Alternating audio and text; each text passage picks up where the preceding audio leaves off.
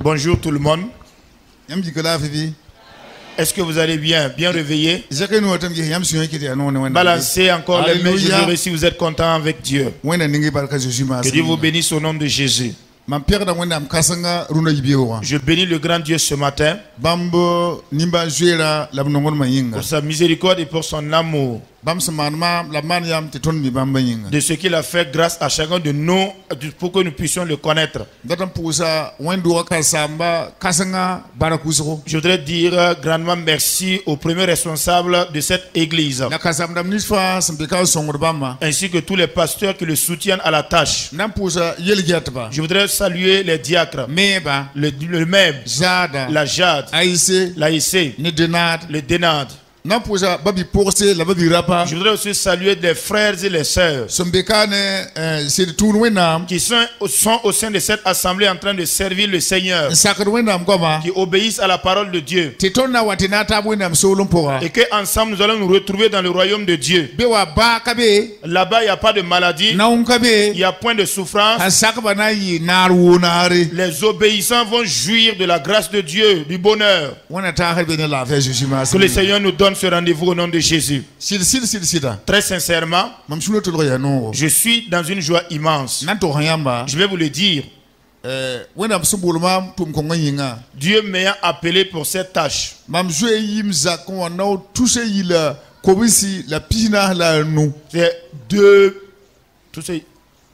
C'est 2245 fois que j'ai déjà quitté de chez moi.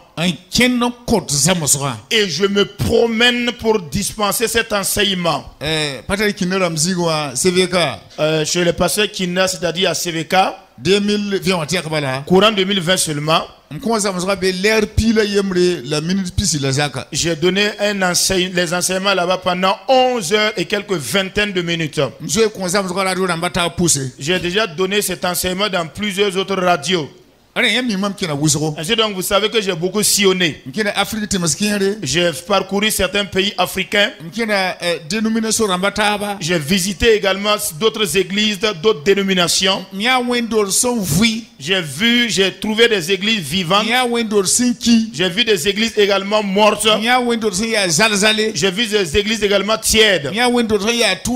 J'ai vu des églises qui sont totalement bouillantes. J'ai vu également des églises qui sont totalement froide. Mais quand je suis arrivé ici avant-hier dans la soirée, le Saint-Esprit m'a permis de voir une église vivante. Des hommes et des femmes qui aiment le Seigneur de tout leur cœur. Je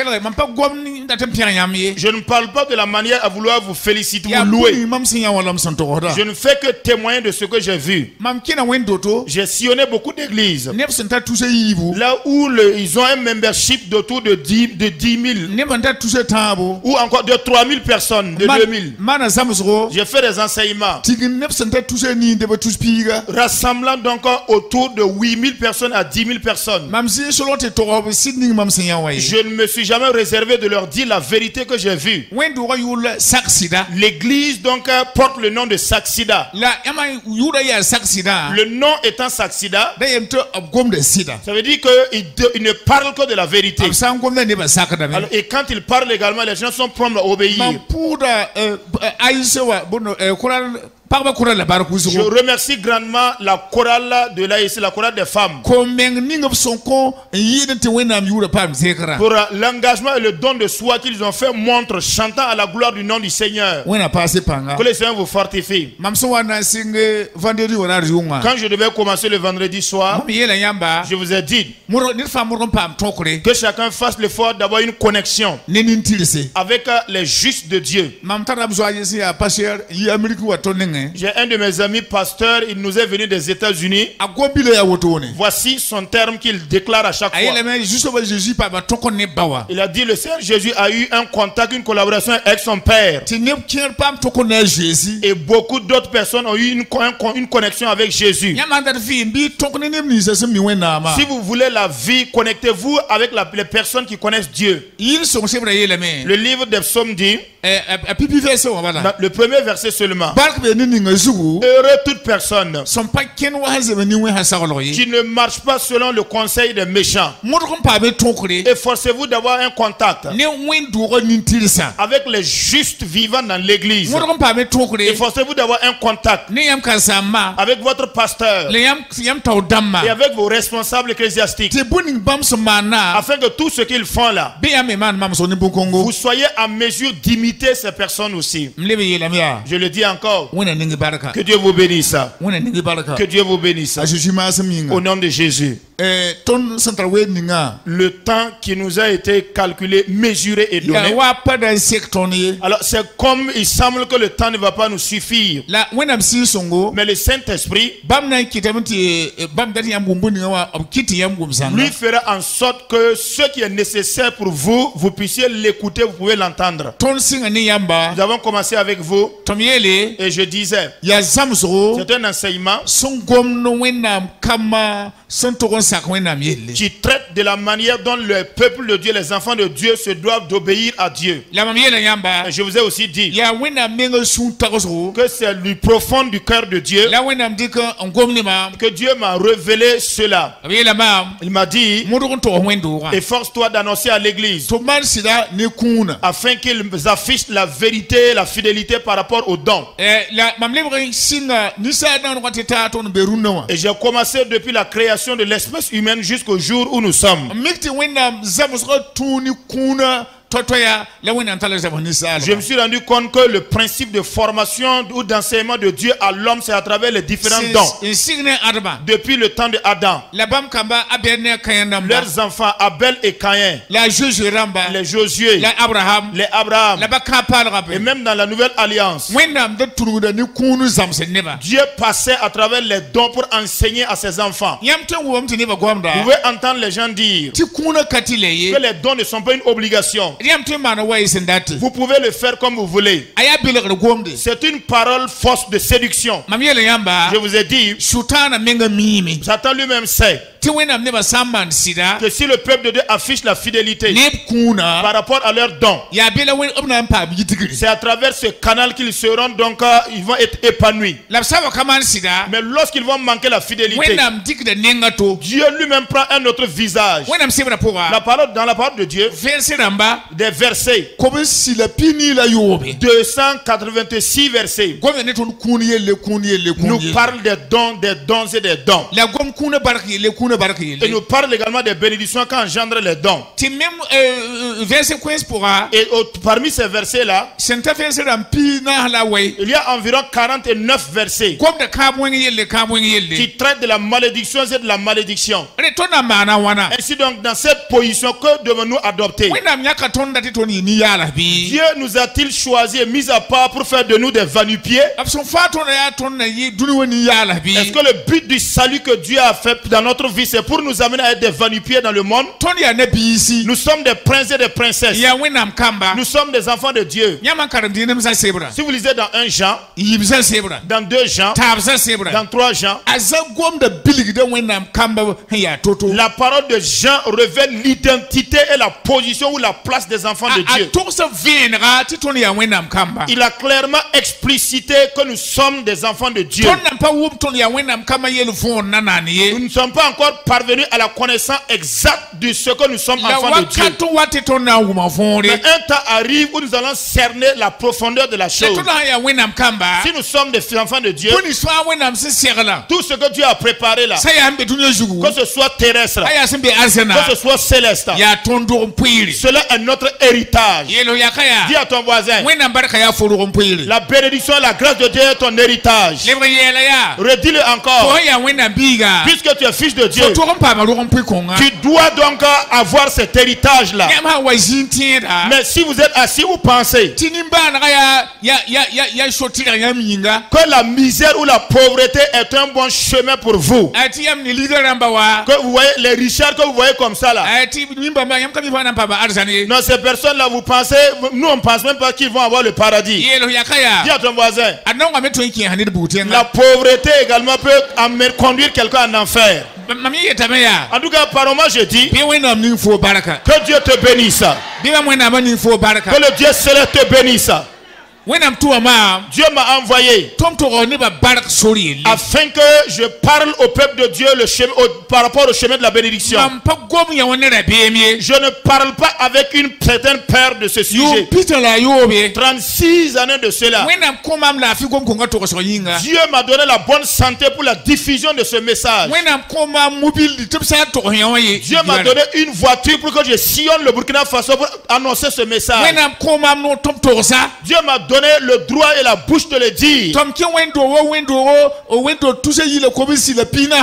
Et je suis entré dans plusieurs églises, environ 2045 églises. J'ai sillonné dans certains pays d'Afrique et j'en ai parlé. J'ai parlé à travers les médias, la télévision et la radio. Je ne pense pas que je suis porteur d'un message de séduction ou de tromperie. C'est un message dont la source est divine. Il y a des gens qui, entre-temps, à travers leur discours, m'ont découragé. Et je leur ai dit dans mon état de faiblesse que je vais arrêter l'enseignement. Dieu a envoyé un messager venir me dire: si tu arrêtes cet enseignement, je retire ma main du dessus de la vie de tes enfants sans s'occuper d'eux. Donc, à cause de cela, j'ai fait les reins pour entrer dans l'œuvre plus qu'avant. Au nom de Christ Jésus. Donc je vous ai dit ici que la part de Dieu là, c'est un don. Ce sont des dons que le peuple de Dieu se doit de donner à Dieu. Mais ces dons-là, depuis la création de l'homme jusqu'à ce jour où nous sommes, en train de parler dans l'église de Saxina, Dieu l'a réparti donc en 5 branches. Parmi les 5 branches, c'est 5 voies de bénédiction. Et que l'église, les chrétiens, le peuple de Dieu, s'ils s'y appliquent de tout leur cœur, Dieu les bénit certainement. Dieu leur donne une longévité. Dieu lui-même les élève. Mais ces dons-là, le premier des dons, c'est le don qu'on appelle les prémices. C'est ce que vous arrivez à percevoir en premier lieu. Si vous êtes un salarié, vous touchez mensuellement. Le premier salaire du mois pour vous donc est une prémisse. Si vous êtes un commerçant, le premier article qu'on achète est une prémisse. Si vous êtes un artisan, le premier ouvrage que vous aurez donc commercialisé ou vendu donc c'est une prémisse. Proverbe le chapitre 3 le verset 9 déclare que ces dons-là honorent l'Éternel. Mais si Dieu est honoré, en retour il vous sert aussi de l'honneur. Dans 1 Samuel le chapitre 2 le verset 30 dit: celui qui honore l'Éternel, je l'honorerai aussi. Donc les prémices là, quand vous êtes dans votre service, vous qui êtes dans votre activité commerciale, vous qui êtes dans votre lieu d'artisanat, il y a des gens qui vous environnent. Certains sont vos ennemis, certains sont vos amis, certains croient que vous allez misérer. Certains, on les a chassés à cause de la foi. Certains d'autres, on les a répudiés, abandonnés à cause de la foi. Certains d'autres, alors on les a affectés des maladies à cause de la foi. Certains d'autres, on avait cherché à faire des guet-apens pour les tuer à cause de la foi. Non, mais si vous obéissez à Dieu, Dieu va vous honorer, afin que ceux qui vous ont chassé, ceux qui vous ont méprisé, ceux qui vous ont méprisé, que eux ils soient abaissés et que toi tu sois élevé. Voici de quelle manière Dieu agit. Donc les prémices, des milliers de personnes ont déjà été fidèles à cela. Ici au Burkina Faso seulement, des gens qui ont donné la prémisse, ils valent donc 200 millions et quelques. Et des personnes qui ont reçu la bénédiction de Dieu sont nombreux. Ce qui m'encourage à vous dire ce matin là Dieu voudrait changer l'histoire de ta vie. Je ne sais pas quel est le problème qui prévaut dans ta vie. Je ne sais pas quels sont tes désirs. Honore le Seigneur avec les prémices. En tout cas, j'aime à le dire. Quand nous percevons les prémices, faire grâce. Et écrivez l'histoire de votre vie au moment T. Au jour où vous êtes en train de donner votre prémisse. Et après attendre 1 ou 2 ans plus tard, faites l'évaluation de votre vie et voyez s'il y a un changement ou pas. J'ai dit à Dieu plusieurs fois, je ne vous dis pas que si tu m'as choisi, je sais pertinemment que tu m'as choisi, je sais que tu m'as envoyé, mais la mission pour laquelle tu m'as envoyé, honore Seigneur cette mission dans la vie du peuple. Je te demande d'honorer cette mission et cette œuvre là dans la vie du peuple. Raison pour laquelle chaque jour que Dieu fait, je reçois des appels provenant des 4 contrées du monde. Et on me dit, pasteur, votre enseignement, quand j'ai appliqué cela, Dieu m'a béni. Dieu a béni mes enfants. Dieu m'a béni au service. Pour cela, je voudrais vous dire merci. Un jour, j'étais dans un car et en direction de Bobo. Quand j'étais dans le car, quelqu'un a mis sa main dans ma poche. Il a déposé de l'argent dans ma poche. Et je lui ai dit, qui êtes-vous? Il m'a dit, vous ne pouvez pas connaître tout le monde, pasteur. Il dit, mais certes, même si je ne peux pas connaître tout le monde, dis-moi qui tu es. Il m'a dit, c'est Koti. Godir. Que tu étais venu donner un enseignement. Mais quand j'ai affiché fidélité, là Dieu m'a béni. Quand je vous ai vu, je ne peux ne pas vous donner quelque chose. Alléluia. Alléluia. Que le Seigneur vous aide. Je vous ai parlé également de la dîme. J'ai dit un chrétien, si Dieu vous donne 5000 francs, les 500 francs appartiennent à Dieu. Si Dieu vous a donné 50 000, les 5 000 sont la part de Dieu.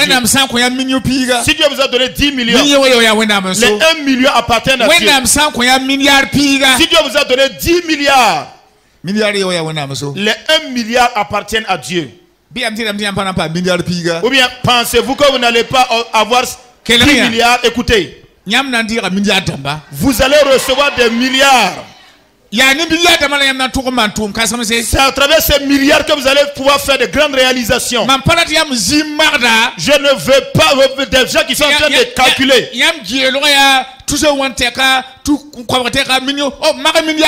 Vos calculs là se limitent seulement à quelques centaines de milliers, quelques millions. Calculez également et allez jusqu'à la limite des milliards. Dans la première localité où que j'ai résidé pour servir Dieu, et l'enseignement que je dispense, Dieu m'a dit un jour, je te donnerai une voiture. Et en ce moment, j'avais une rizière, j'avais un champ de riz. Et j'ai eu 10 sacs de riz que j'ai moissonné. Et j'ai vendu tous les 10 sacs. Je suis venu à Ouagadougou, je me suis inscrit au permis de conduire. Parce que Dieu m'a promis une voiture. Et les autres pasteurs ont dit, toi qui es un pasteur du village, et tu penses que tu peux rouler en voiture. Je leur ai dit, ce n'est pas que je crois seulement. Je vais effectivement conduire une voiture. Gloire à Dieu. Quand j'ai fini le permis, le jour où j'ai eu le permis, or ma voiture était aussi sortie le même jour. C'est-à-dire que la mise en circulation de ma voiture, c'était au même jour où j'ai eu mon permis. Mais quand le véhicule avait 7 ans, c'est venu au Burkina Faso. Une femme l'a acheté. J'étais en train d'enseigner comme je le fais. À la fin de l'enseignement, la femme a levé le doigt et elle a dit 10 années passées, j'écoutais un enseignement que vous étiez en train de donner. Pourtant, j'ai une moto. Dieu m'a dit de prendre ma moto et donner au serviteur de Dieu. Mais il a dit aujourd'hui encore de faire autre chose. Mais je ne vais pas résister. La femme s'est tue. Son mari s'est levé et dit la voiture de ma femme qu'elle a achetée il y a 3 mois de cela là. Dieu a dit que cette voiture appartient au pasteur Élie. Alléluia. Alléluia. Et j'ai pris la voiture. Et les incrédules étaient perchés toujours sur leur moto. Alléluia. Alléluia. Y a-t-il quelque chose d'étonnant de la part de Dieu? Si nous obéissons à Dieu, ce qui reste appartient à Dieu de le faire. Ainsi donc, si vous gagnez un revenu de 50 000 francs CFA, les 5 000 appartiennent à Dieu. Je vous ai dit que les 1/10 là, ça ne vous appartient pas. Dans Lévitique 27:30 déclare que cela est mis à part pour Dieu.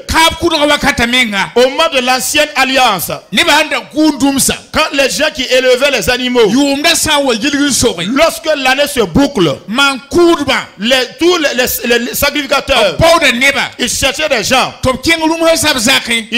Ils vont aller chez l'éleveur. Ils vont chercher genre une boîte. Et ils vont mettre une peinture. Maintenant ils cherchent un bois aussi. Puis ils trempent dans la boîte de peinture. Mais on compte les animaux. Le serviteur de Dieu, ainsi que devant l'éleveur, même propriétaire des animaux, à compter du premier animal jusqu'au 10e animal, on prend le bâton trempé de peinture et on applique la marque sur le 10e de l'animal, des animaux. En ce moment, cet animal est mis à part et devient la dîme de Dieu. Ça n'est exactement le pareil pour votre finance. Si le mois arrive et si c'est 100 000 francs qu'on vous paye, si c'est 300 000 francs que vous obtenez, si c'est 500 000 que vous obtenez, le montant que vous aurez obtenu, vous devez sur la base de cela prélever les 1/10 et venir remettre. Si vous êtes un entrepreneur ou alors un commerçant, quel que soit le bord de vos activités, à cause de la dîme, faites très bien l'évaluation, faites très bien vos comptabilités et prélevez la 1/10. Venez le remettre à l'église. Au moment où vous êtes en train de donner, Dieu vous considère comme un homme intègre. Il vous considère comme son fils légitime. Dans le calcul de Dieu, il commence à vous bénir. Il commence à bénir l'activité de vos mains. Il commence à bénir vos familles. Il commence à bénir votre vie.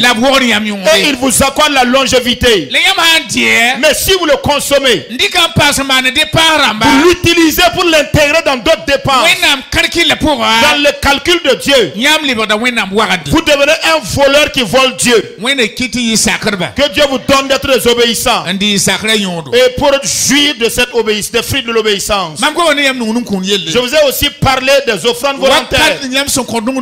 Au moment où vous apportez vos offrandes volontaires, alors vous tissez une relation avec Dieu. Vous affichez votre amour vis-à-vis de Dieu. Et Dieu lui-même est très content de vous. Et quand Dieu est content de vous, il ne peut se réserver de vous faire du bien. Je vous ai parlé de l'engagement ou de la résolution. L'engagement est tellement important. Lorsqu'une personne s'engage, j'entendais le pasteur parler d'un projet de construction. Quand cette église a été implantée, si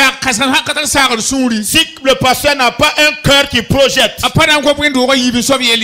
n'aurait même pas parlé d'une seconde église qui a une annexe. Il n'aurait même pas parlé d'une troisième annexe. Et aller à l'avant même pour parler d'un centre pour héberger les malades. Pasteur, que Dieu vous bénisse. Que Dieu bénisse tous ceux qui travaillent dans la vision du pasteur. C'est à travers les projets que Dieu, l'engagement, que Dieu lui-même vous élargit la vie. Ce n'est pas la nouvelle voiture que vous aurez achetée, ou alors la belle villa que vous aurez construite, ou encore votre compte bancaire qui est tellement bien doré.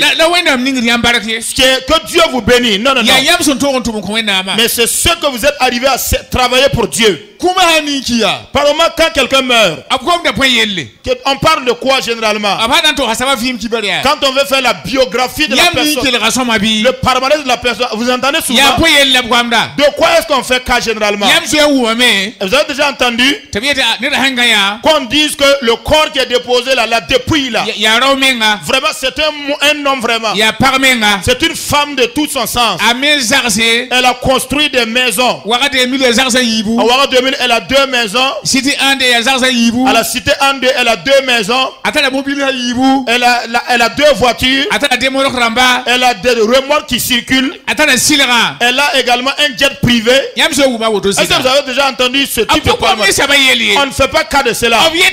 On dit cet homme-là, il a soutenu vivement l'activité de l'église. Il a soutenu l'église pendant le projet de construction. Il a soutenu, financé l'évangélisation. Il a financé la vision du missionnaire. Il a soutenu l'œuvre de Dieu. C'est de cette manière qu'on fait le rapport. Faites l'effort de faire un acte qui fera en sorte que si on doit parler de vous, que les anges également parlent de vous. Que la terre vous félicite et les anges également vous louent. C'est ce qui fait que l'engagement est tellement capital. Je vous ai dit que même par moment, Satan lui-même vous fait l'injustice. Les méchants vous oppressent. C'est-à-dire ils veulent injustement arrêter votre vie. Vos ennemis exercent une certaine violence sur vous pour vous détruire votre génération. Écoutez, en ce moment précis, Dieu va faire l'évaluation de ce que vous avez posé comme œuvre pour lui. Et il dira, je ne suis pas d'accord. Dieu dira, je ne suis pas d'accord. Alors si vous ne faites pas des œuvres d'engagement, quand ça va chauffer, il se pourrait que vous n'ayez pas du secours. Je vous ai dit qu'au temps d'Ézéchias, Ézéchias devait mourir. Mais Isaïe est venu l'informer par rapport à sa mort. C'est Dieu qui avait envoyé Isaïe. Ézéchias ayant prié Dieu, il a dit, Seigneur, considère les bonnes œuvres que j'ai posées à ton égard. Et Dieu très rapidement a fait la lecture. Il a vu vraiment les œuvres posées par Ézéchias. Dieu a renvoyé le messager Ésaïe d'aller lui dire, je vais augmenter donc 15 années de vie supplémentaire. Que Dieu augmente donc la durée de votre vie et qu'il bénisse le reste. Je vous ai parlé également des dons dirigés. Comme je vous l'avais déjà dit, quand je suis arrivé là, que j'ai analysé, observé la vie de l'église, un enseignement qui touche vraiment les dons n'est pas vraiment nécessaire ici. Vous êtes déjà mature. Que Dieu vous bénisse. Si Dieu vous parlait, vous invitant à soutenir l'œuvre de Dieu, si Dieu vous parlait, vous demandant de donner votre bien, que ce soit l'argent, que ce soit à manger, que ce soit ta maison, que ce soit ta voiture, ou alors ta moto, reconnais seulement que c'est parce que tu es fils de Dieu que Dieu a un projet avec toi et il voudrait faire quelque chose pour toi. Mais il ne le fait pas comme ça seulement. Vous savez qu'il y a plusieurs années passées, alors l'affaire d'avoir une femme là, c'était compliqué. La vie des femmes était difficile. Selon la tradition, les coutumes de Mosè, quand vous avez deux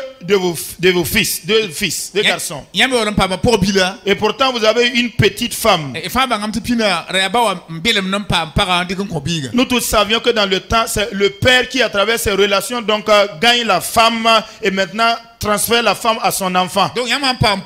Donc si on vous donne une petite femme, vous donnez la petite femme là à l'aîné. Et quand vous allez avoir une autre femme, vous donnez donc au suivant. Et il y a un des vieillards, lui il a eu une petite femme. Mais pourtant son fils aîné là était un récalcitrant, un rebelle avéré. Mais si le vieux passe la petite femme là à son petit frère, ça va être un danger de mort. Donc il est rebelle, mais il a raison quand même. Et le vieillard a fait user de sagesse. Il a amené la petite femme là pendant une pluie diluvienne. Et le vieillard a pris la main de la petite femme. Il est arrivé et il a frappé à la porte du plus âgé, de l'aîné. Et il a dit: hey, tu vois la pluie en train de descendre, non? Alors comme c'est mélangé au vent, voilà, il faut prendre mon anneau là-haut. Tu vas mettre dedans, sinon l'anneau là risque de mourir à cause de la pluie. Et le plus aîné répond à son père: si tes fusibles là ne fonctionnent pas bien, moi mes fusibles là ça travaille. Voilà, moi ma maison là, ce n'est pas une maison où on garde les ânes. Non seulement je n'ouvre pas la porte et je n'ai pas besoin de ton anneau. Et le vieillard dit: wow. Il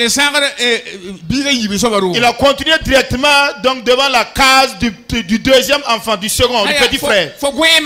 Mais il dit: mais tu dors, non? Bon, étant donné que la pluie est en train de tomber, mon anneau là va mourir. Je vais te demander de recevoir mon anneau là chez toi. Il dit: papa, au lieu de m'appeler audiblement pour que je vienne chercher l'anneau, toi-même tu te mets sous la pluie et tu permets que la pluie te batte. Il a ouvert en même temps pour prendre l'anneau. C'est une jeune fille, toute fraîche et toute belle qu'on était en train de lui donner sous une pluie. Et donc quand le jour apparut, le vieillard a partagé l'histoire. Personne ne pouvait dire mot. C'est de cette manière que Dieu fait avec nous. Il vous dit: vos 10 000 là-haut, vos 500 000 là, votre moto là, votre voiture là. Et vous dites: oh Dieu, ouais, c'est compliqué. La manière dont je souffrais, crapaillouté pour avoir ça là. Dieu, ce n'est pas dit que je t'ai pas entendu, hein. En tout cas, à moins de parler une deuxième fois sur un autre sujet, moi, certains même vont partager avec leurs amis.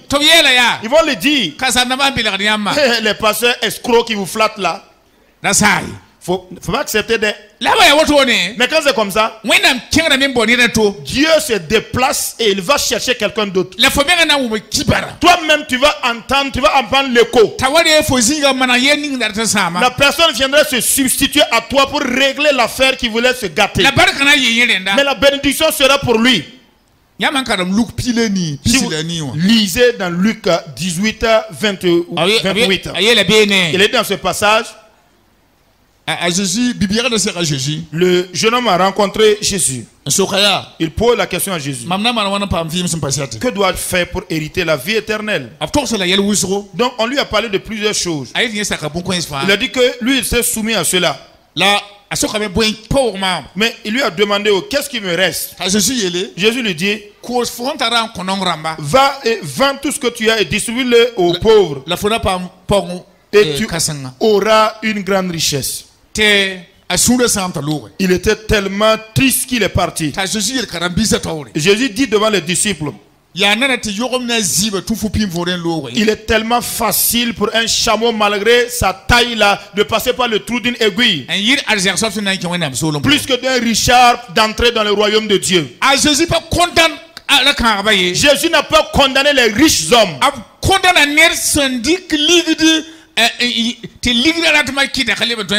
Il a condamné une personne qui, au nom de l'amour de l'argent, il ne pouvait plus obéir à la parole de Dieu.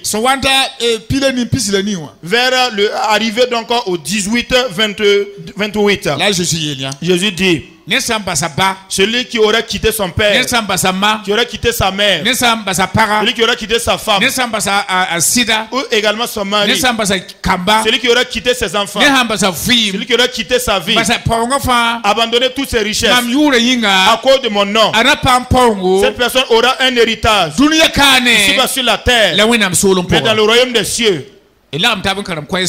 Ensemble, lisons le livre d'Ecclésiaste. Ecclésiaste, le chapitre 11. Le verset 1er jusqu'au verset 6. Ecclésiaste, le chapitre 11. À partir du verset 1er jusqu'au verset 6. Il est dit, alors le comportement de l'homme sage. Jette ton pain sur la surface des eaux, car avec le temps, tu le retrouveras. Donne-en une part à 7 et même à 8. Car tu ne sais pas quel malheur peut arriver sur la terre. Quand les nuages sont pleins de pluie, ils la répandent sur la terre. Et si un arbre tombe du midi ou du nord, il reste à la place où il est tombé. Celui qui observe le vent ne sèmera point. Et celui qui regarde les nuages, il ne moissonnera point. Comme tu ne sais pas quel est le chemin du vent, ni comment se forment les eaux dans le ventre de la femme enceinte, ainsi tu ne connais pas non plus l'œuvre de Dieu qui fait tout. Dès le matin, sème ta semence, et le soir ne laisse pas reposer ta main, car tu ne sais point ce qui réussira, ceci ou cela, ou si l'un ou l'autre seront également bons. La lumière est douce et il est agréable aux yeux de voir le soleil. Il est agréable. Si donc un homme vit beaucoup d'années, qu'il se réjouisse pendant toutes ces années et qu'il pense au jour des ténèbres qui seront nombreux. Tout ce qui arrivera est vanité. Alléluia. Alléluia. Êtes-vous toujours content de Dieu? Levez les mains. Tenez-vous en même temps debout. Alléluia. Alléluia. Asseyez-vous dans la grâce de Dieu. Alléluia. Alléluia. Je vous ai parlé de 5 dons. Donc les 100 ans donc, où le salut est parvenu au Burkina Faso. Missionnaires d'Amasi, Amérique, la France. Les missionnaires venus de la France et des États-Unis d'Amérique. Ils se sont donnés, se sont engagés pour l'œuvre. Pour que je sois ce que je suis aujourd'hui. Et au moment où ils s'étaient engagés, donnés pour l'œuvre, des gens qui sont restés dans leur pays. Certains ont jeûné même pour envoyer des offrandes pour les soutenir au Burkina Faso. Ils ont envoyé des vêtements. Ils ont envoyé de la nourriture pour qu'on puisse soutenir d'autres personnes. Dans le passé où nous avons lu, il est dit dans le texte, jette ton pain sur la surface des eaux. Maintenant il dit, voici le comportement ou la conduite de l'homme sage. Si vous allez au Sénégal, parmi les Wolofs, alors quel est donc ce problème là qu'ils ont qui vous incombe? Par exemple, si les Wolofs, si les problèmes de Wolof vous intéressent tant, pourquoi est-ce que ça vous touche? Parce que quand les missionnaires sont allés là-bas, le Burkina Faso, vous tous avez cotisé pour que les Wolofs puissent avoir le salut. Ils ont maintenant une église nationale là-bas. Exactement comme nous l'avons. Prends de ce que tu as. Partage-le donc avec 6 ou 7 ou 8 personnes. Car tu ne sais pas demain quel est le malheur qui pourrait venir sur la terre. Écoutez, tout ce que nous donnons à Dieu là, tous les dons que nous donnons à Dieu, tout ce que nous faisons pour le compte de Dieu, nous ignorons quel type de malheur adviendra sur la terre. Il est dit que lorsque donc la pluie se prépare, lorsque les nuages sont pleines d'eau et la déverse sur la terre, c'est-à-dire que lorsque un problème surgit, ça touche à tous les êtres humains. Il y a 12 années passées, le Longo de Burkina Faso m'a envoyé dans la région de Dori.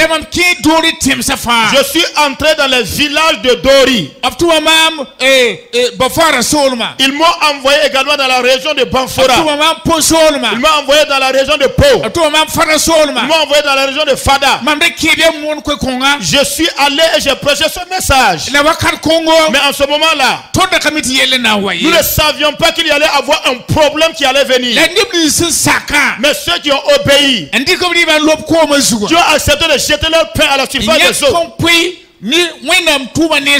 qui en ont partagé et qui ont investi dans l'œuvre de Dieu sur tous les formes. Quand le problème est arrivé, ces personnes étaient sauvées. Il est dit, vous ne savez pas d'où vient le vent et où est-ce que le vent se dirige. Il est aussi dit, vous pouvez savoir également de quelle manière les os dans le ventre de la femme enceinte se forment. Il est dit, lorsqu'un arbre tombe, il demeure à la position ou à l'endroit où il est tombé. Si vous empruntez la route vers Saponé et vous remarquez un arbre qui est couché vers votre gauche, même si vous allez passer votre séjour 3 jours, à votre retour, vous ne pouvez même pas trouver l'arbre là à une autre position encore. Cela parle des œuvres du peuple de Dieu. Si vous êtes en bonne santé aujourd'hui, si vous êtes en vie aujourd'hui, tout ce que Dieu vous a donné là, vous devez le partager. Les prémices, la dîme, les offrandes, l'engagement, les dons dirigés. Ainsi donc, quand tu vas te coucher, d'autres personnes vont continuer avec l'œuvre. D'ici 50 ans, la plupart de nous qui sommes là, il y a peut-être la chorale des enfants qui va toujours rester à l'église, être à l'église. Il se pourrait qu'on retrouve certains de la chorale mix morée aussi.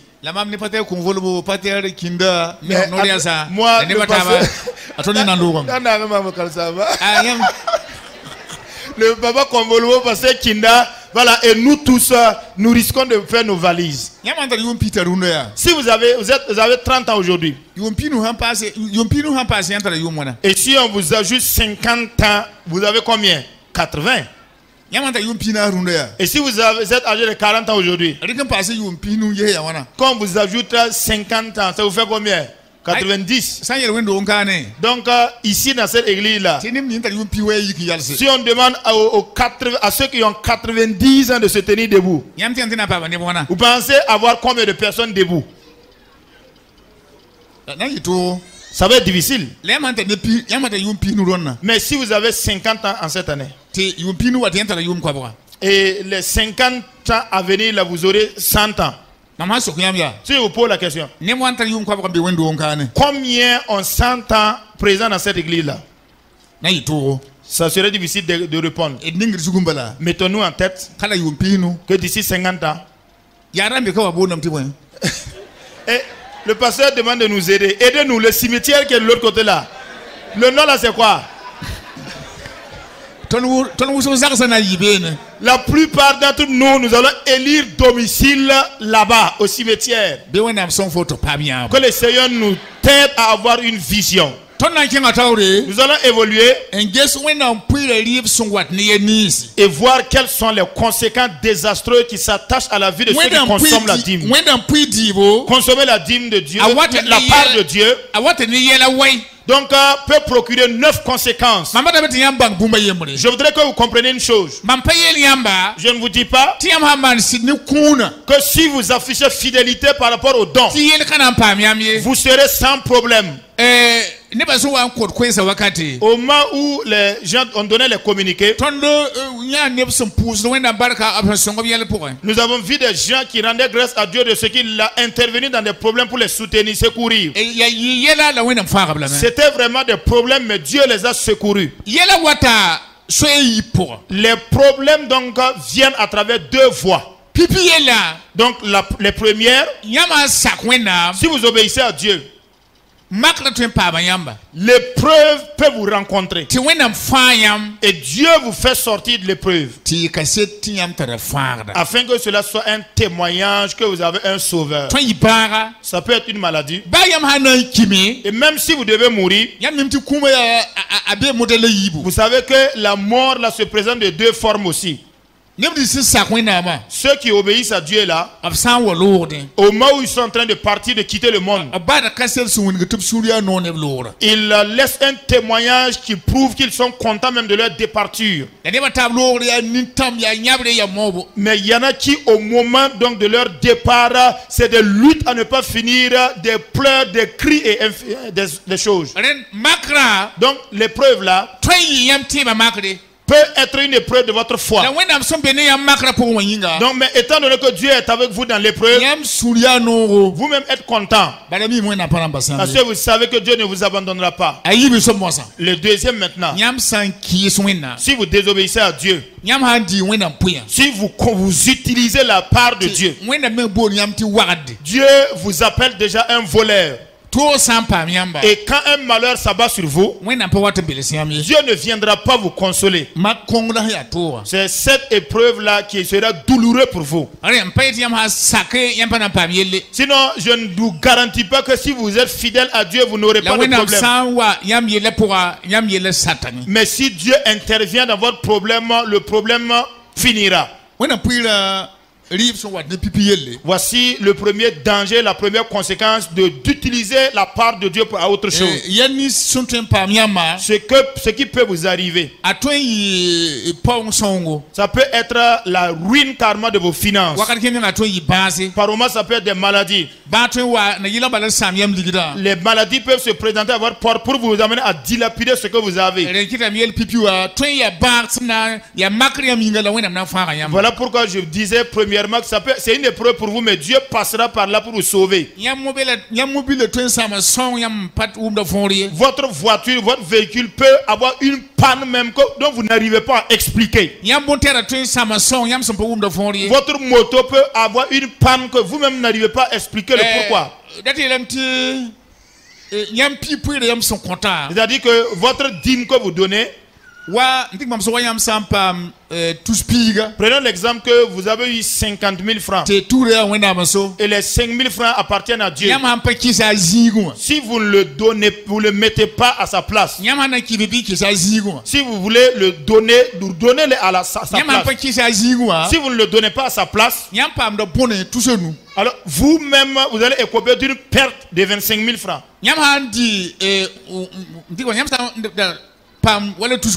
Par exemple, si vous avez 500 000 francs et que dans les 500 000 francs, c'est 50 000 francs la dîme.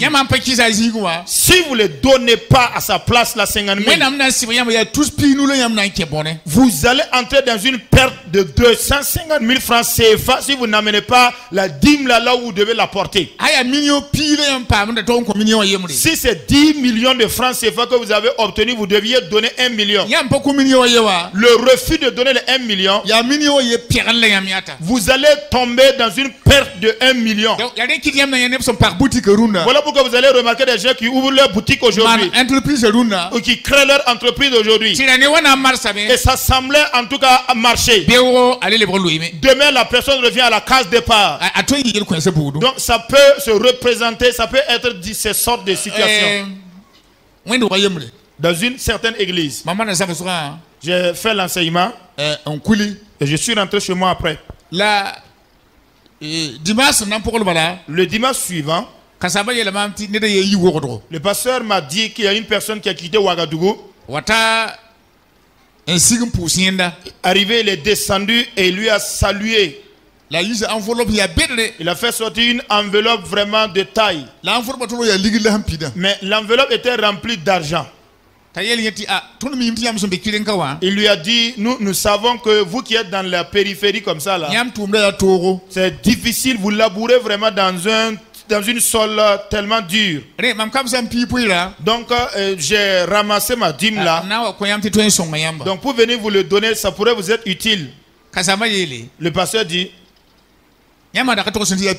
si vous ne m'aviez pas informé que c'était votre dîme, j'aurais reçu l'enveloppe. Mais à partir du moment où vous l'avez fait mention de la dîme, il y a une semaine comme ça, un homme de Dieu est venu nous enseigner. Mais il nous a mis en garde de prendre de telles choses. Donc à cause de cela, je te remercie. Le monsieur s'est mis en colère.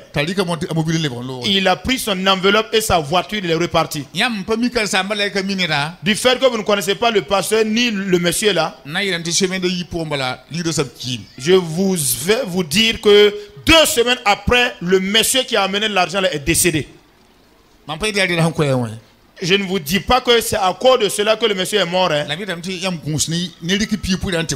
Mais je vais simplement vous mettre en garde par rapport à prendre votre dîme pour aller donner à quelqu'un d'autre là. Par moment, vous pouvez le recevoir. Certains pasteurs peuvent recevoir de telles sommes parce qu'ils ignorent. Ils ne savent pas ce que ça représente. Mais vous pouvez corriger pour que la chose ne se répète pas. Deuxièmement, donc consommer la part de Dieu fait en sorte que toute personne, qui qu'il soit, Dieu considère la personne là comme un voleur. Dans Malachie 3, 6, je vous ai dit, Malachie, Agé, Zacharie, avec 49 fois que Dieu a juré donc à travers les auteurs de ces 3 livres que vous êtes des voleurs. Dieu leur a dit, vos parents m'ont volé, vos pères m'ont volé, et vous aussi vous me volez. Voilà pourquoi j'ai retiré ma bénédiction et votre économie est tombée en faillite. La pluie n'arrose plus le sol. Donc consommer la part de Dieu vous conduit à devenir un voleur. Je vais vous poser la question. Celui que Dieu déjà calcule comme un voleur,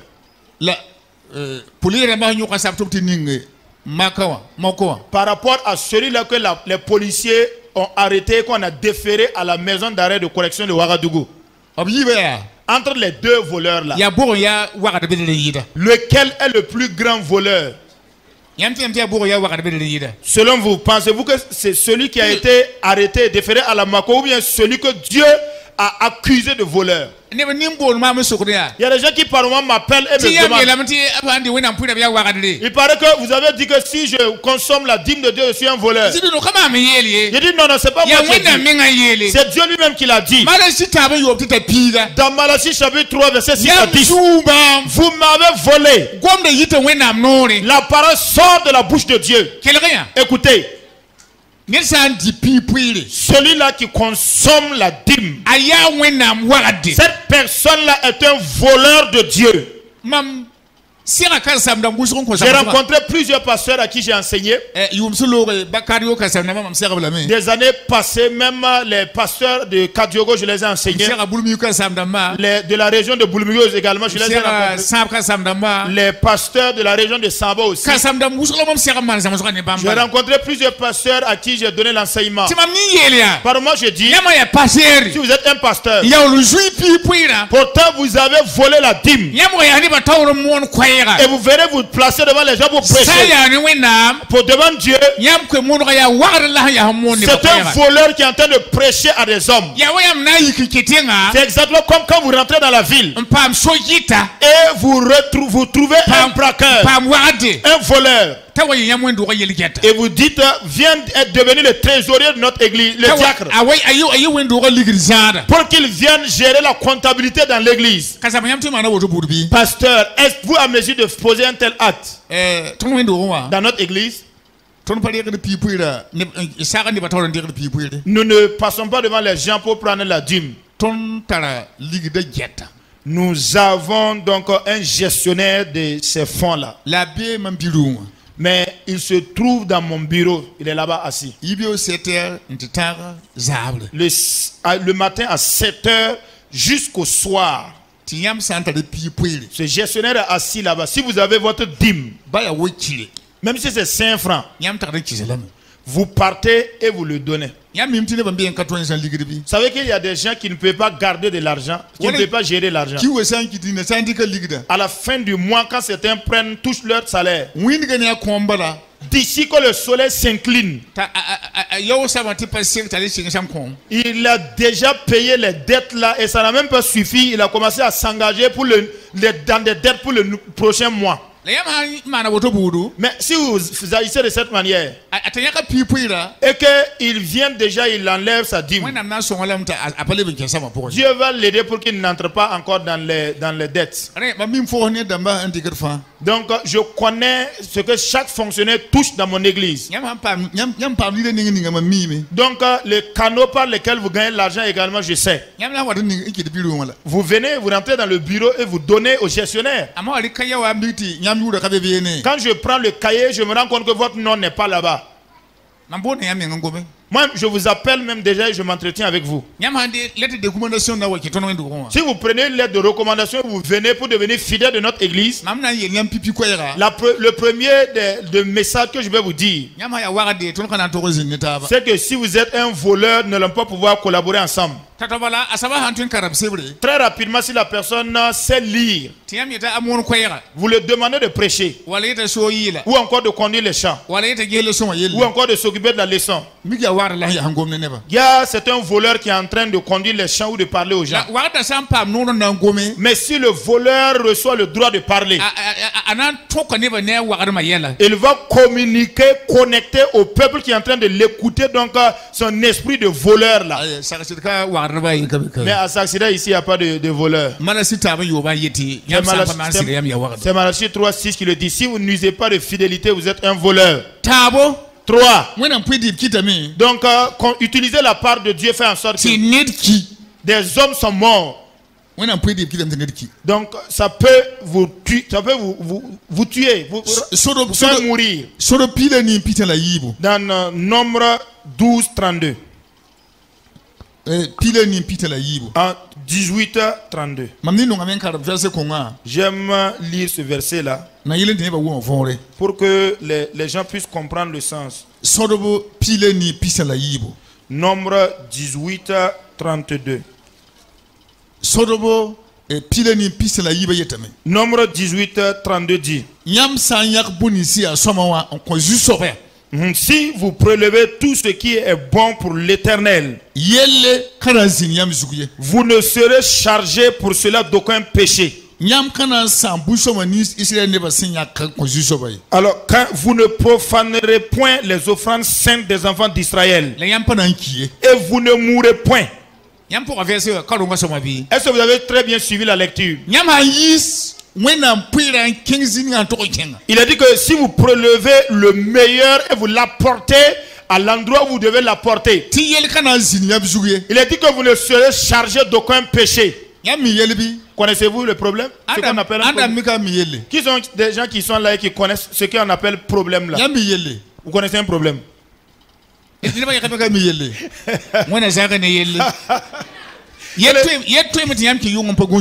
Le problème en tant que tel peut vous amener à faire des insomnies. Mais il a dit que si vous prélevez le meilleur part, la meilleure part, vous n'aurez point de péché. En français, il a dit vous n'aurez point de... Vous ne serez pas chargé de péché.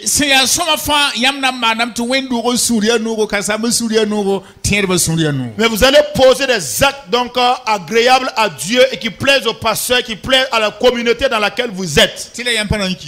Et également, vous ne mourrez point. Consommer la part de Dieu donc peut vous conduire à la mort. Adam en est mort. Sa femme Ève est morte. Les Akans sont morts. Même déjà la mort a été inaugurée rien qu'à travers l'utilisation de la part de Dieu. Quatrième. Utiliser la part de Dieu et le consommer peut conduire une personne à devenir un meurtrier. S'il y a quelqu'un parmi le peuple de Dieu qui a l'habitude de consommer tout ce qui vient, la part de Dieu, premièrement, l'amour de Dieu se déconnecte de la vie de cette personne. La paix de cœur qu'il avait également, cette paix de cœur se retire de lui. La personne partage le même comportement comme un fou. La personne se positionne et prononce des jugements par rapport à tout ce qui se passe dans l'église et dans le culte. Quand il n'ayant pas usé donc de sincérité, que Dieu n'a pas agréé son offrande, il s'est mis en colère contre son frère Abel, au point qu'il tua Abel. Dans Genèse 2:8 nous dit cela. Et après qu'il eut tué Abel, quand Dieu le a rencontré, il a demandé où est ton frère Abel. Il a frappé à la table pour demander à Dieu, suis-je le gardien de mon frère Abel? Lorsqu'une personne refuse d'être fidèle par rapport au don, quand vous parlez de l'assiduité, d'être ponctuel à l'église, ou bien qu'il y a des enseignements, des programmes que vous faites, ça ne l'intéresse même plus parce qu'il a perdu le goût. Même quand il vient, il s'érige en juge, en magistrat et il commence à juger tout. Cinquièmement, consommer la part de Dieu donc écœure même Dieu. Et cela est un obstacle à l'exaucement de nos prières. Proverbe 11 verset 4. Quand les terroristes ont attaqué le World Trade Center et qui est tombé,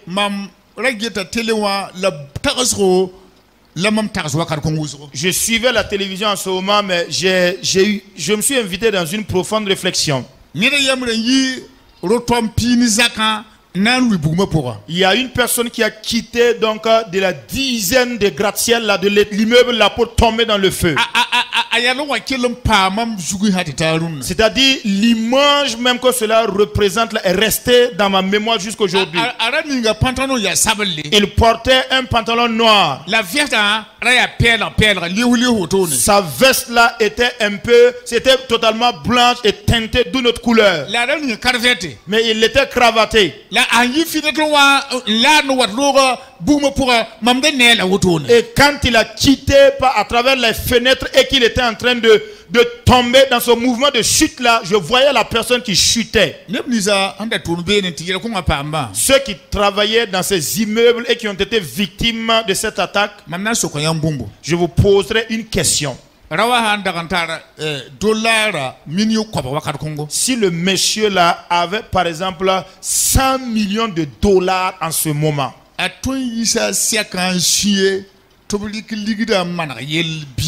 aurait-il pu pendant le mouvement de sa chute là faire sortir son chèque là et scier en disant ramasser tous mes 100 millions de dollars là pour arranger telle affaire? Si vous êtes bien portant aujourd'hui, si vous avez la vie aujourd'hui et vous voulez l'exaucement de Dieu, posez l'action même ou l'œuvre aujourd'hui.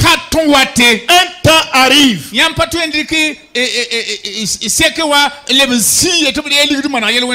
vous ne serez plus en mesure de prendre votre chéquier, de prendre votre bic et d'apporter votre signature pour dire église de Saxida, prenez cela et faites ceci. Vous ne serez plus en mesure de résoudre un problème devant la colère ardente de Dieu. Vous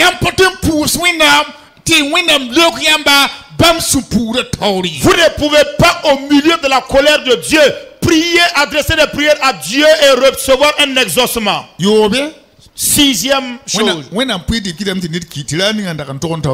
consommer la part de Dieu, donc amener une personne à mourir prématurément. Dieu dit au Josué, lorsque vous allez vaincre la ville de Jéricho, après vous allez terminer par la ville de Haï.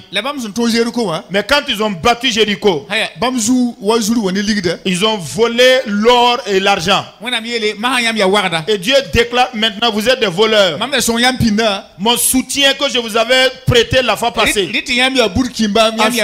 en ce moment vous étiez des intègres, je vous avais considéré comme mes enfants. Mais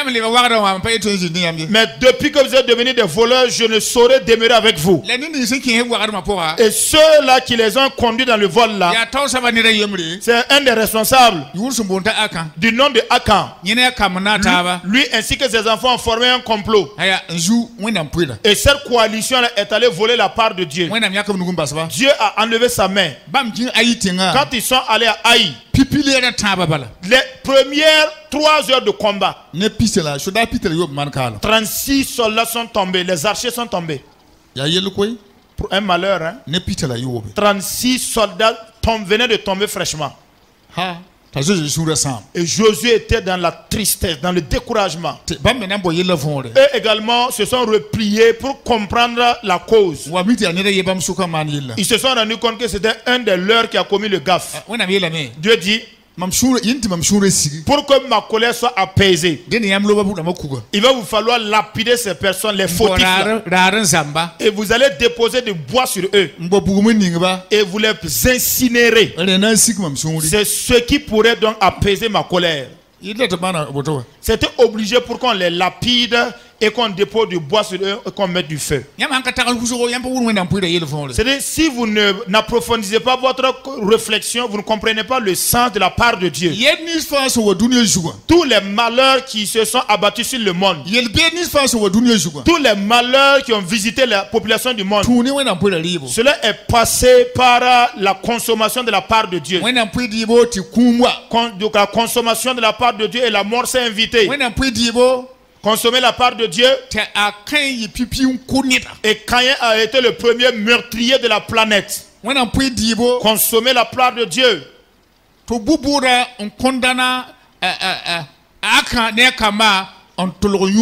Et le jugement a été à la défaveur de Akan ainsi que ses enfants. On les a même calcinés ou incinérés.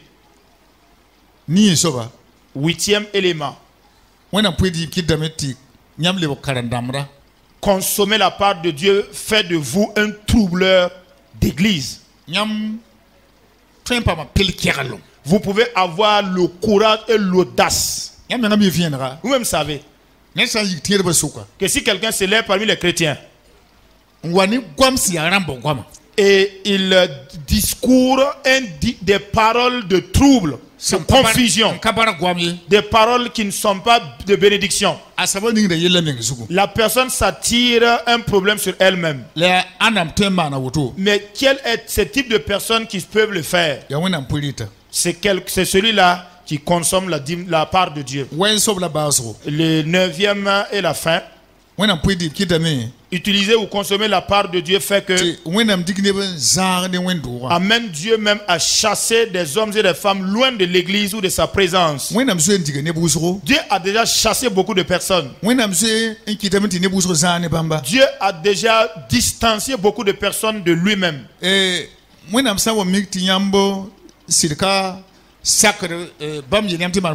Quand Dieu se rend compte que vous êtes décidé à ne vraiment pas vous soumettre à sa discipline, il vous excommunie même de l'église. Alors est-ce que tous ceux-là qui se sont convertis avec vous ici depuis le temps de leur conversion, la même génération, est-ce qu'ils sont toujours là? D'accord. Si ces personnes-là doivent revenir, l'église même va refuser le monde. Est-ce que parmi tous les pasteurs avec qui vous avez commencé le ministère, tous ont-ils réussi? Il y a des pasteurs qui n'ont pas réussi. Il y a des chrétiens, des disciples qui n'ont pas réussi non plus. Dis à ton voisin, puisse le Seigneur t'aider à réussir ta part. Les gens ignorent qu'une personne qui est infidèle par rapport au prélèvement de sa dîme, les gens ne savent pas même qu'il peut perdre toute sa foi. Il y a des pasteurs dont la foi même est terminée. Des gens qui faisaient de grandes réalisations dans l'église ont abandonné carrément la foi. Nous allons voir 6 choses. Alors, ce que donc la destination, ce que la part de Dieu est utilisée pour faire. Premièrement, prélever la part de Dieu, donc honore Dieu. À chaque fois que vous prélevez les 5 dons là, vous honorez Dieu. Pourtant, si vous honorez le Seigneur, Dieu également vous honorera. Deuxièmement, prélever la part de Dieu, ça honore également l'église. Lorsque les gens sont fidèles, Dieu les bénit en retour. Et ceux de l'extérieur sont obligés de voir des nouveautés dans l'église et ils admirent. Ils verront le peuple de Dieu être épanoui sur différents plans. Cet épanouissement-là va toucher tout droit le cœur des responsables de l'église, des départements et tout le monde. Troisièmement, le prélèvement de la part de Dieu fait en sorte que l'œuvre de Dieu marche à merveille. Si vous usez de fidélité, l'œuvre de Dieu ne fait que marcher à merveille. Ce n'est pas une forte somme qui peut faire avancer les choses. C'est l'obéissance à Dieu qui permet de faire bouger les choses. Donc, prélever la part de Dieu fait que l'œuvre de Dieu avance à merveille. Quatrièmement, le prélèvement de la part de Dieu honore même la personne qui le prélève. Toutes ces personnes qui usent de fidélité, Dieu les honore. Dieu fait en sorte qu'ils ont de la considération, de l'estime aux yeux des autres. Lorsque nous commencions, nous avons lu dans Jérémie le chapitre 9, le verset 22.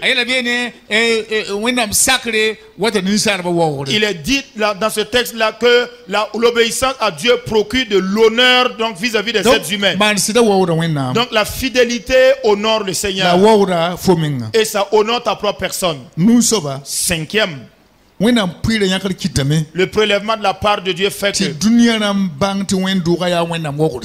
ceux du monde donc reconnaissent que l'église est la gloire de Dieu. Pendant que celui qui lisait, le narrateur de la leçon lisait, il parlait d'une femme musulmane donc, qui était voilée, qui parlait du bon comportement des femmes de l'église protestante. C'est ce que vous avez entendu. Ce que vous n'avez pas entendu également peut être nombreux. Mais c'est à Saxida ici. Ailleurs, quand les femmes vont quitter dès même la porte de l'église, elles vont se serrer les cols. Ou encore elles vont tenir des discours totalement impurs, impropres. Les gens diront, les protestants sont des vauriens. Sixième chose, le prélèvement de la part de Dieu permet donc d'augmenter la communion, l'attachement du chrétien avec son Dieu. Lorsqu'un chrétien montre de la fidélité par rapport à ses dons, il exprime sa joie vis-à-vis de Dieu. Et Dieu utilise toutes ces personnes qui sont fidèles dans leurs dons pour qu'ils réalisent différents types d'œuvres dans l'église. Raison pour laquelle Jésus dit, je suis le bon berger. Je donne ma vie pour mes brebis. Jean chapitre 10 verset 11. Avez-vous vu? N'êtes-vous pas encore en colère? Êtes-vous toujours, aimez-vous toujours Dieu? Et levez vos mains et balancez-les de cette manière. Que le nom du Seigneur soit glorifié. Au nom de Jésus. Je voudrais que nous procédons à 3 actes. Avant de nous arrêter.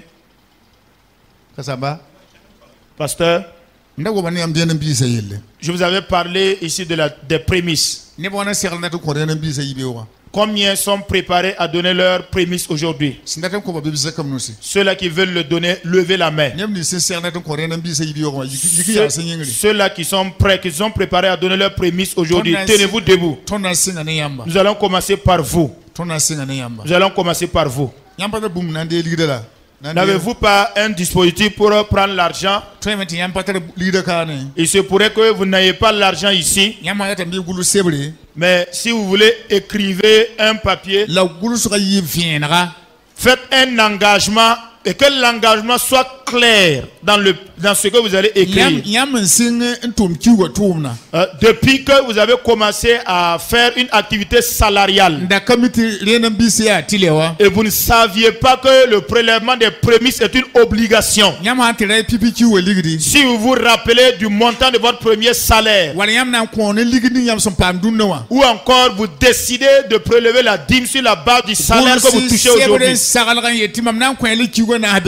engagez-vous clairement par rapport à un papier qui montre de quelle manière vous allez étaler cela et sur le nombre de mois que vous voulez le faire. Si vous êtes un entrepreneur, vous n'avez pas pu prélever votre prémisse. Je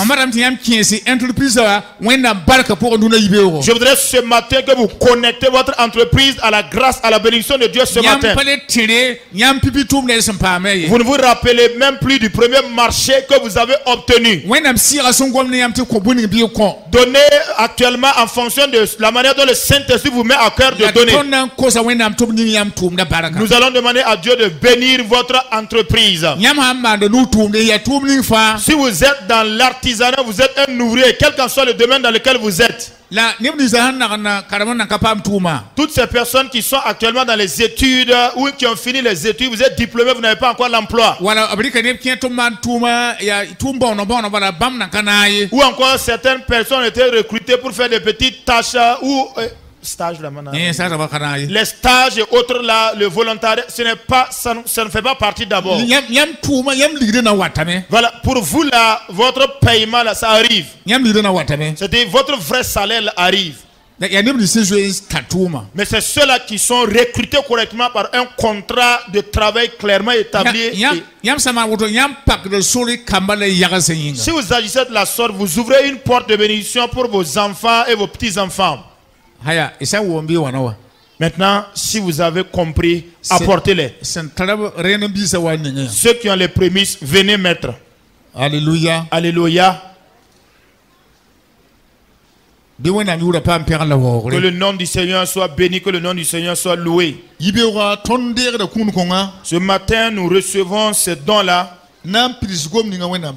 en accomplissement de la parole que Dieu a dite. Proverbe le chapitre 3, le verset 9. Honorez-moi à travers vos prémices. Que ce soit donc les prémices de vos biens ou de vos prémices. La parole de Dieu est vérité et elle est puissante.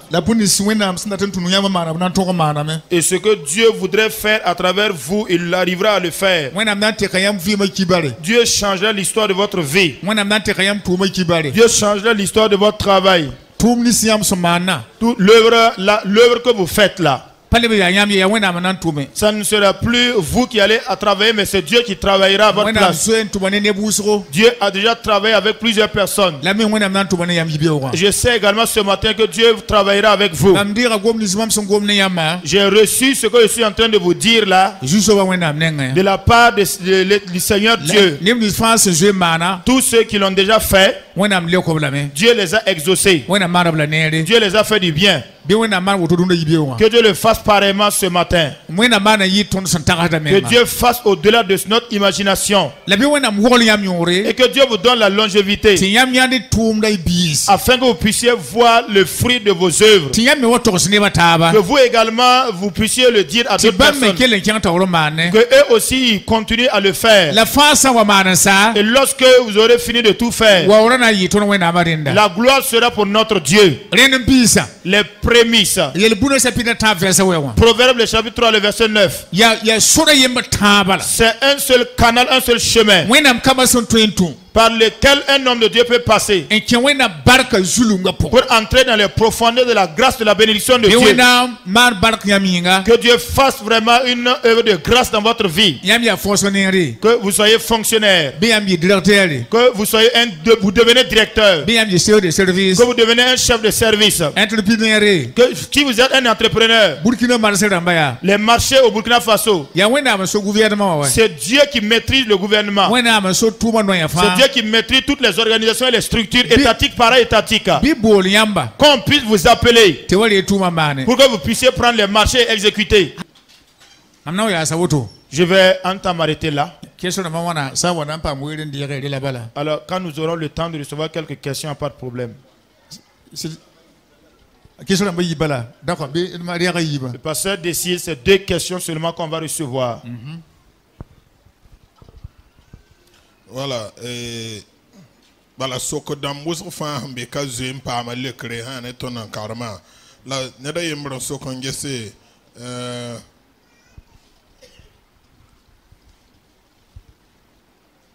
Voilà, faut ça.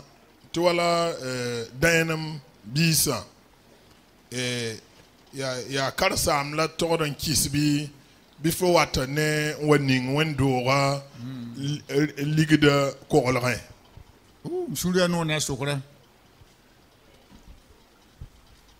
Je suis content de la question. La personne pose la question de savoir si, par rapport aux prémices, est-ce qu'on l'amène chez le pasteur ou bien on vient le mettre dans la caisse de l'église. Alors, cet enseignement-là était prévu pour 8 heures de temps pour dispenser la totalité. Le manque de temps fait que c'est un peu compliqué. Les prémices là, ça ne passe même pas dans la trésorerie de l'église. La question de cette personne là m'a beaucoup aidé.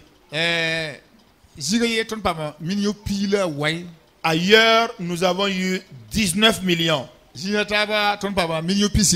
Ailleurs, nous avons eu 25 millions. Je me suis souvenu qu'une église a eu 5 millions et quelques.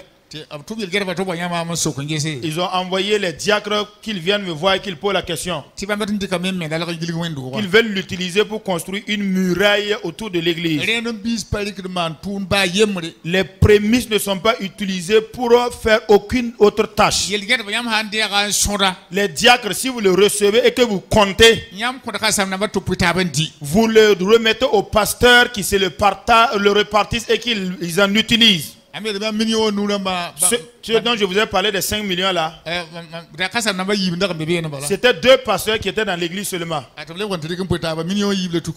Donc ils se sont partagés, chacun avait 2 500 000, 2 500 000. Quand je sors, je dis,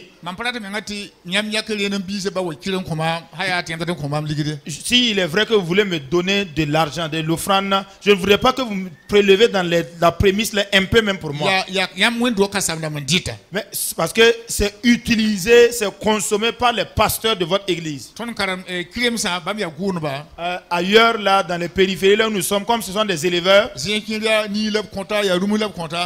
chez certains donc ce sont des animaux qui donnent des bœufs ou des chèvres. Si vous le recevez aujourd'hui, mais on peut pas élever. C'est-à-dire, si vous recevez donc un bœuf de cela, vous pouvez pas l'utiliser pour élever. Ok, le pasteur doit le vendre et puis donc arranger les affaires de sa famille, ou encore s'il veut abattre l'animal, il l'abat et puis il utilise sa chair. Mais quand vous avez les prémices, je voudrais dire qu'il est bon, même si chaque dimanche, de déposer un panier uniquement pour prélever les prémices.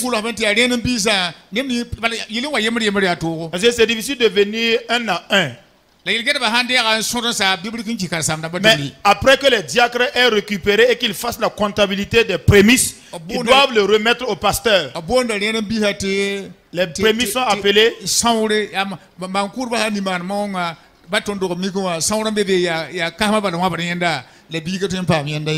Donc même dans notre tradition Mosé ici, ou encore quand les animistes font leurs choses, il y a le foie là. Ça appartient seulement aux anciens, aux âgés. Les petits ne se promènent pas autour du foie de l'animal. Deuxième. Bon, yibun sob socré, bala soko dampila yo po elamam tara. La yibun sob socré, wala papa yetop ko yiba. Ya yon soba goma wala golra. La mnandika la même forne 17e question à saint. Yeme gomda wala fol na seltira. Donc, goulra wengoa, wala fo man, wala nosa, hun lobo de gala. Tarawaka yi no koda, le wane no pala. Ringa fahanya ke denembisa no koda fo wan sing pipiwa. Hawana le sing no pala fo le yak de denembisi habi. La wala gala me man, rampina la nunu wala bon, bami. Wala gala me wenga ringa fo yak pipi wa fo le watin yaka wala san le wa wanen gel parle habi bon sokran pa auto da ninga ya mu wala bilifu lam kel narne tira o fo nan sel tira te ya wa mangre te mangra wom yum da poatin wo manora yibi nora tabo te fo yak da bisa fo yak pipi den bisa a wom fa te fo na yak fo le yak da den bis bi. La première question donc est la suivante. Admettons, tu es une personne qui élève les poules pondeuses et vous savez qu'il y a le cycle dans le cycle de la production, il y a un moment pour la ponte. Et donc il y a un moment également où tu dois libérer la première vague des poules pondeuses pour faire entrer une seconde vague. Et la personne pose la question de savoir, est-ce que en faisant rentrer la première vague là, par exemple des poulets, est-ce que on doit prélever, quand tu prélèves les prémices par exemple dans le lot de cette première vague là, et que le moment arrive que tu dois sortir la première bande pour faire entrer une seconde bande de poulets encore, est-ce qu'on doit enlever également une prémisse dedans? Et c'est pareil également au niveau de la vente des œufs. Au niveau des œufs là, est-ce que si j'enlève les prémices dans la vente des premiers œufs là, est-ce que les pondeuses qui vont rentrer pour le second cycle là également, je dois prélever aussi? Donc voici la question. Et la deuxième, c'est par exemple si je plante un manguier. Vous savez, le manguier produit en sa saison. Est-ce que si j'enlève les prémices, par exemple, des premiers fruits du manguier en cette saison, l'année prochaine encore, le manguier va reproduire? Est-ce que je rebelote ou bien je fais comment? Si vous faites votre ferme pour votre poulailler, pour élever des poules pondeuses. Et puis, premièrement, vous enlevez les prémices. Si la première bande arrive, vous enlevez les prémices là-bas, vous n'enleverez plus encore de prémices.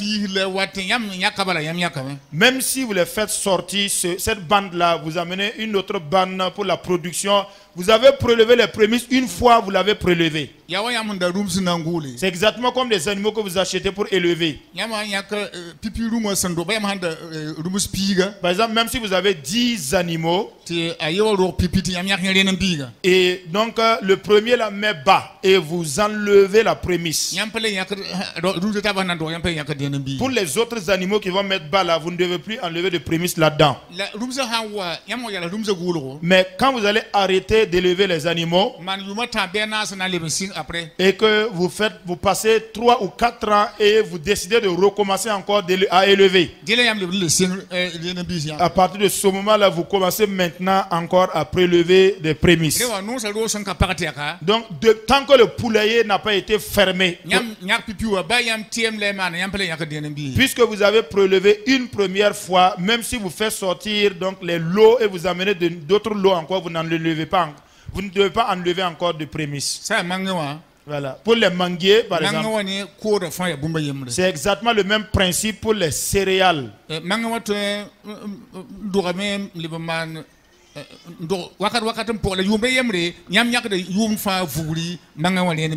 Donc, c'est-à-dire que le manguier produit en fonction de sa saison.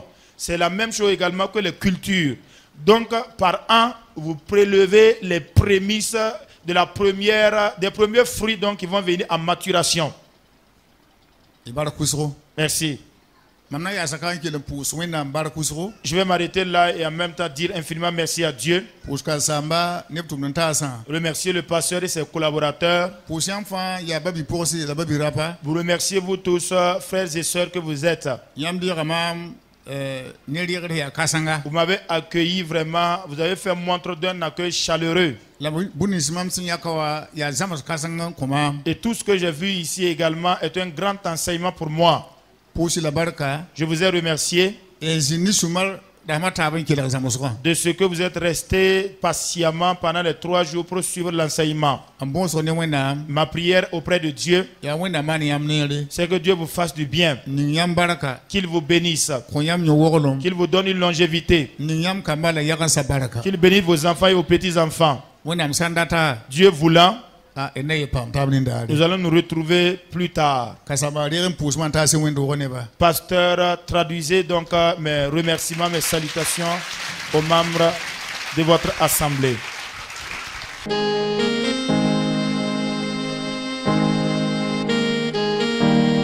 En toi, Seigneur, je veux toujours m'habiter. Chaque instant de chaque jour qui passe, en toi seul je veux me confier. Tu es mon Seigneur, tu es mon Sauveur, tu es mon Rédempteur. Alléluia. Merci Seigneur.